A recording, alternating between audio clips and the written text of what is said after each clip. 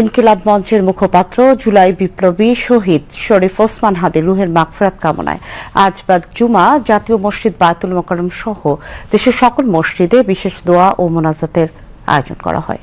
এছাড়া অন্যান্য ধর্মীয় রীতি অনুযায়ী শহীদের আত্মার শান্তি কামনা করে আয়োজন করা হয় বিশেষ প্রার্থনার।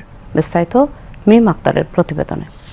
আল্লাহ শহীদ ওসমান হাদিকে মাফ করে দেন, আল্লাহ তাকে জান্নাতের সর্বোচ্চ মাকাম দান করেন।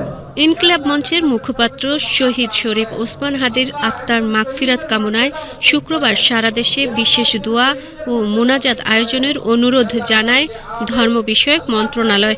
এই পরিপ্রেক্ষিতেই দেশের প্রতিটি মসজিদে বিশেষ দোয়া এবং অন্যান্য ধর্মীয় উপাসনালয়গুলোতেও নিজ নিজ ধর্মীয় রীতি অনুযায়ী প্রার্থনা করা হয়।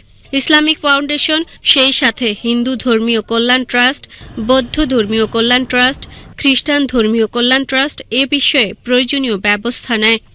জাতীয় মসজিদ বায়তুল মোকাররমে বাদ জুমা আয়োজন করা হয় বিশেষ দোয়া ও মোনাজাত। মোনাজাতে ওসমান হাদির আত্মার মাগফিরাত ও তাকে শহীদ হিসাবে কবুল করার জন্য মহান আল্লাহর কাছে দোয়া করা হয়। মিম আক্তার, বিটিভি নিউজ।